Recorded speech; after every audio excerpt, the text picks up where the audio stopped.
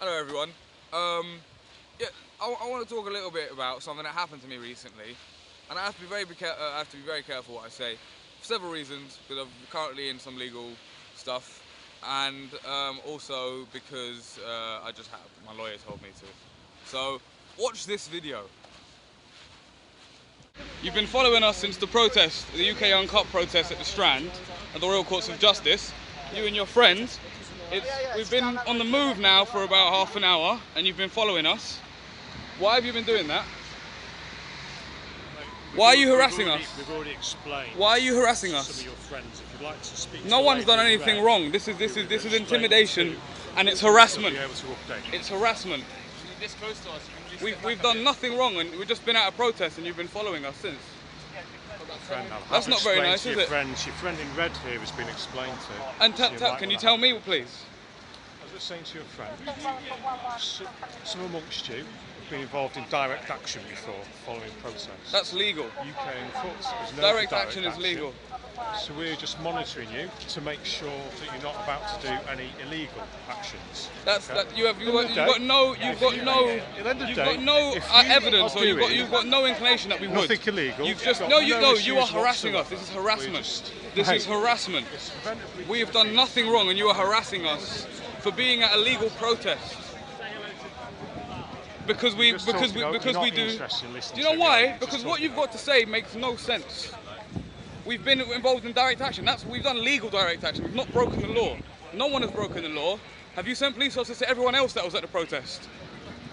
Or is it just us you're following? This is ridiculous.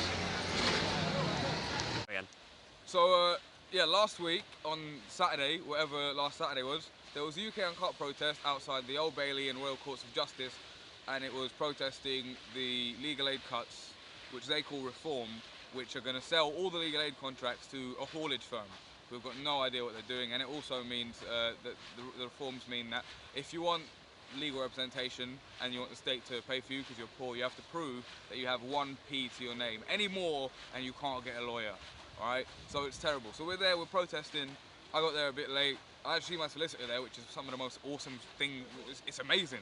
To see your solicitor at a protest is fantastic. And they're going to take away that choice because I like my guy. And you know, you're not gonna be able to pick from now on, like if these things go through. So we're there, I'm with some friends, we're chatting outside, we're standing, after the protest, we're standing opposite and we're talking for about an hour, 2 hours about stuff, just general pop culture or politics stuff, we're just having a chat.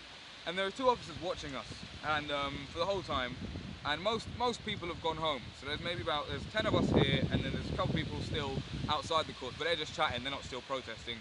And there are only about 8 police officers around, just making sure that we don't like smash anything, which we wouldn't do anyway, right?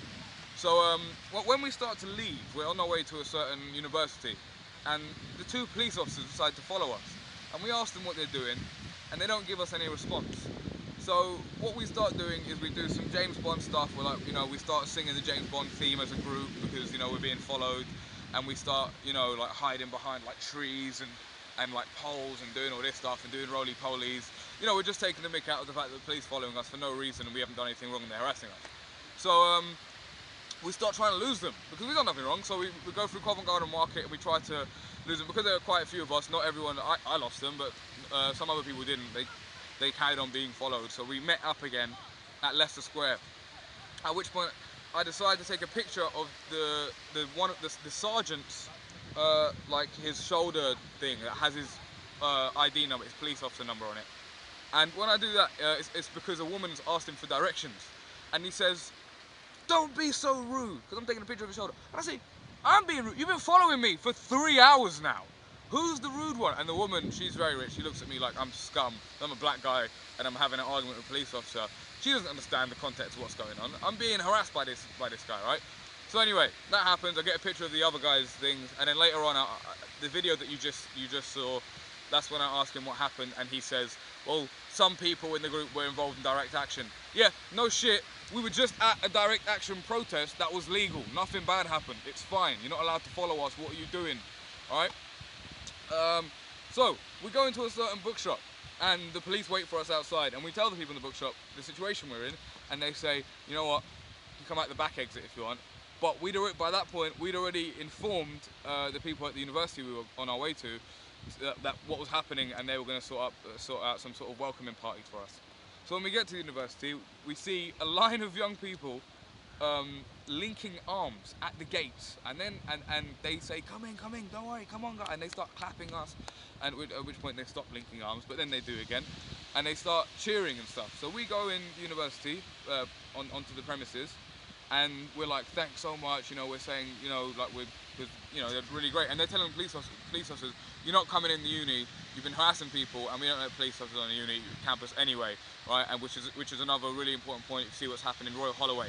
So, what happens then is we go inside and we get told, we go inside and we go downstairs into like the smoking section when we start drafting a statement to give to the university about what happened, and some other students start helping us. About half an hour later, the people who are at the gates linking arms come downstairs, and we clap them, and you know, we hug them all, say thank you very much, all that kind of stuff. They're like, no problem, they're awesome, right? And we start drafting a statement, and they tell us that the police officers said, oh, we're going to come back on Monday and get the names of every one of you, and we're going to report you for being nice people, or something, right? So, at that point, what happens is, about an hour later, we get a phone call, someone upstairs saying, the police are back. The police are back. This time they've got like their superiors, right? And what we hear, I'll tell you in a minute what they told people, but we hear that and start climbing up a fence and we run. Because we've done nothing wrong, and the police are following us for being at a legal protest where no crime was committed. And we later find out that the police turned up and said, hey, there was like a hit and run on Russell Square, which is quite a bit like far away from the university. It's not extremely far away, but they want the CCTV from inside the university to help them identify the hit and run that was, you know, like half a mile away, right? Which is obviously crap. They just wanted to identify who we were. And these are the tactics that the police are using to discourage people from protesting. Other than arresting 286 people a few weeks ago who went to an anti-fascist protest and did nothing wrong, and taking them on buses to police stations at the outer edges of London, the furthest they could take us, that was still the Metropolitan Police, and leave us there. I mean, look at what they're doing. They're demonising people, they're trying to get people to stop protesting, they give people bail conditions at stake. They cannot protest against EDL or BNP, which obviously they think now there's going to be about 300 people who are not going to be at the next protest. Some people have alerted me to the fact that because it's police bail, it's not a legal requirement to follow them, and it's not even illegal for me to say to someone with those bail conditions, pre-charge, might I add, if you've got pre-charge bail conditions to say those kind of things, you don't have to adhere to them, because they're not actually it's not illegal. It's not a court that's decided it. It's police officers saying, oh, we suggest you don't go to any EDL protests, and we're like, yeah, but you're just the police, you're not a court, and all that kind of stuff. Anyway, point is, they're following people after protests for going to protests and giving the reason they were at protests. Not that they did anything wrong, they're just going to harass people from now on.